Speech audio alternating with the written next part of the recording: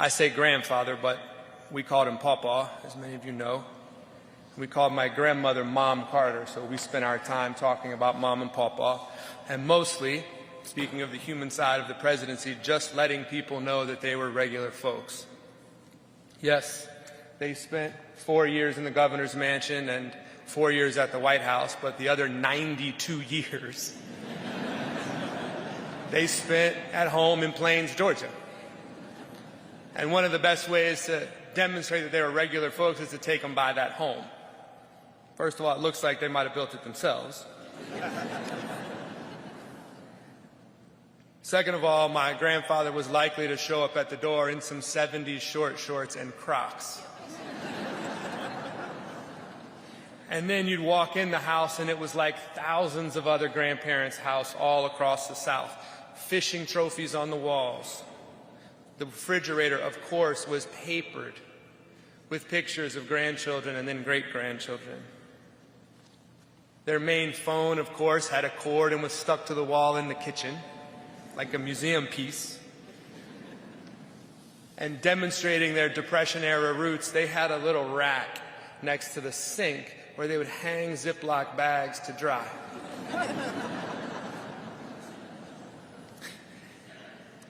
And demonstrating that they changed with the times, eventually he did get a cell phone, and one time he called me sort of early on in that process. And on my phone it said, Pawpaw Mobile. So I answered it, of course. I said, hey, Pawpaw. He said, who's this? I said, this is Jason. He said, what are you doing? I said, I'm not doing anything. You called me. He said, I didn't call you. I'm taking a picture. It was nuclear engineer, right? I mean, they were small-town people who never forgot who they were and where they were from, no matter what happened in their lives.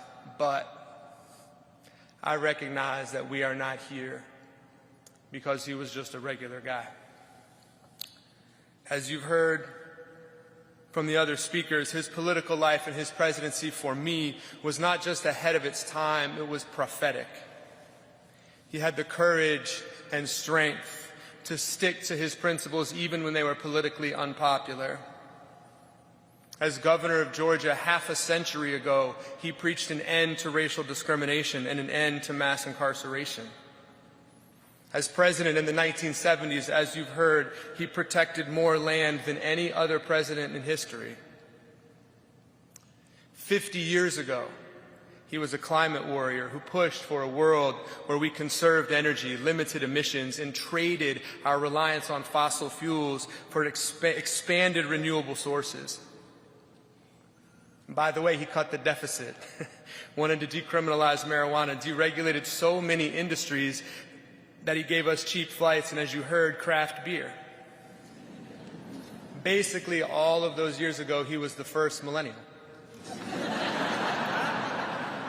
And he could make great playlists, as we've heard as well. Maybe this is unbelievable to you, but in my 49 years, I never perceived a difference between his public face and his private one.